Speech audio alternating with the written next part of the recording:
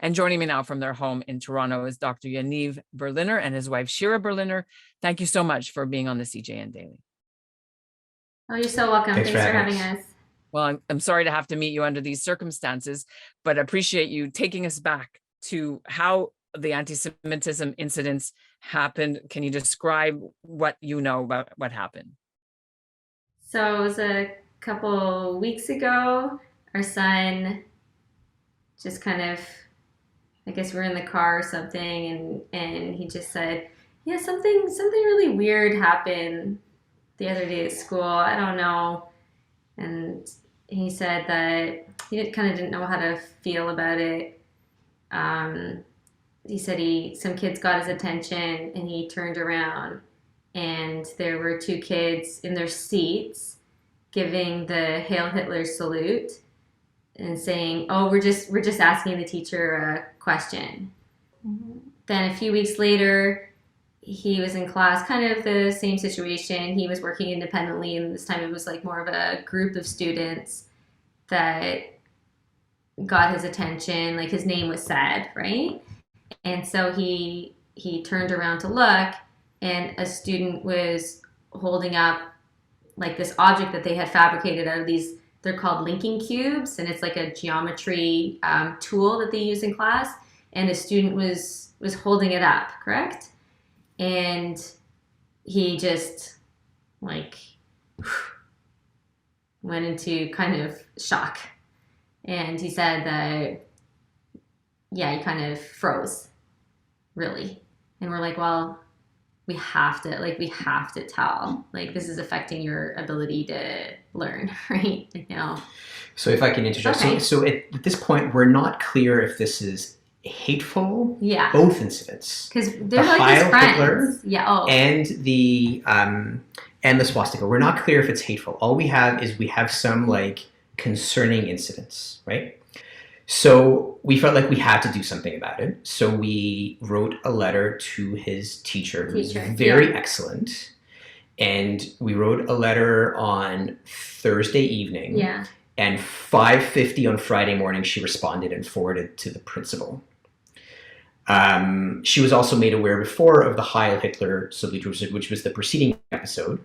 So let me step in here for a second. So has the school, your child, had any Holocaust training as a class or anti-racism training? I mean, they're in grade 8 now, right? So yeah, they have. They've had a lot, but like, has it specifically? Yeah, they've had Holocaust, like they had Holocaust education the week before. Mm-hmm.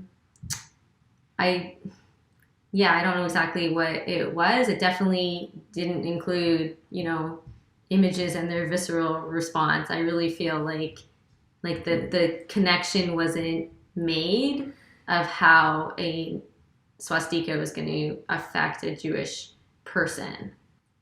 So it's come out, the TDSB, Jewish organizations have come public about it. There was a press conference. How has this spiraled, and how do you feel about this? Well, I mean, after we wrote the letter to the teacher, she escalated to the principal right away. So he stayed home that day on the Friday just because he needed to take a breath, and he didn't understand we didn't know whether he was dealing with anti-Semitism or like stupidity. Okay, we didn't know. So we said, you know what, stay home, because if you go to school and it gets escalated, you're going to be called a snitch, and we don't want him to deal with that. So he stayed home that day, and I was just waiting for the call. Like, I put off walking my dog. I didn't even take a shower. Like, I was just waiting for the call from the principal. On Friday, about 3:30 p.m., she called my phone and said, "Hi, I'd like to have your son come in as part of the investigation on Monday morning. He doesn't have to stay at school if he's not comfortable, but come in to talk to me on Monday." And I said, "Okay, I'll join him." And she said, "No, you can't join because of COVID." And I said, "Okay, I'll zoom in." And she said, "Well, I prefer to conduct my interviews without parents." So it just became this. And then I just said, "You know what? I am really uncomfortable with this." I was uncomfortable at our last conversation, you like questioned why I was calling you. I think I have to go to the superintendent. And she said, go right ahead. And I just said, okay, goodbye. Like I was fuming. And that was it. That was the last time we heard. Basically, you weren't happy with how it was dealt with within the school because you weren't There able was to tell your whole story before it went berserk. There was zero communication to us. Like yeah. we basically were not communicated with at all. Anytime we called several times, we were told it's under investigation. This went to the school, wasn't handled well. Then all of a sudden it made the leap to public. Yeah. And the kids are left with, Yeah. like, do they go to school? Do they stay home? Are they going to get beaten up? I hear you pulled your son out of school for a while. We thought that with our son leaving school, it would cause less drama, but then it ended up causing more drama. It was like this other kid was being targeted as saying, someone's leaving school because of you. And so then we said, you know what, that was the wrong, like leaving was probably the causing more drama. Through a mutual friend, we heard that the boy that held up the swastika is ravaged by grief about what he did, that it doesn't represent his family at all, that he has an aunt who is Jewish and cousins who are Jewish. She converted, I think. No, married Jewish. Married Jewish? Yeah. Okay. And that he meant nothing by this except for tomfoolery. So we were upset that this boy now has gone through this investigation. They called his house and they spoke to his dad and they said, we're investigating your son for a hate crime. So certainly there was no hate crime here. He's like a little stupid. This was stupid, but it wasn't done with hate. And that's what that was our initial intention, is to figure out what's going on here. Is it hate or is it just like immaturity or carelessness? And clearly it looks like it's carelessness. For the most part, like we don't know we know a couple of the kids involved in this and feel very bad about this. And our impression is that this is actually just immaturity as opposed to hate.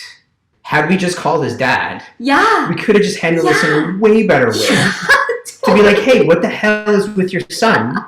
Showing this to my son. And then he would have been like, whoa, this, my sister's Jewish, like he doesn't mean it, like, and that would have been the end. That would have been the end. So we thought going through the TDSB formal complaint process would be and sometimes objective. It can be good. This was not our intention. We feel bad for this kid, actually. We feel bad for this kid. And for the whole community to be like labeled like this now. Like I feel like this is now a Bathurst Manor situation. And it's just not the case. It was poorly managed. What do you want to happen next? Okay, what do you want to happen next? Well, I'm going back to school tomorrow, right? I probably just want everything to blow over, right? The kid that did it apologized. He feels super guilty. That's the most they can do. Yeah, that's great. Yeah.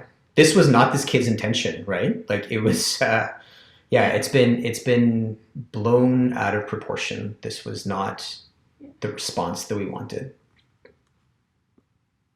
But the question of the Heil Hitler, that's still pending. I think we're just gonna leave that.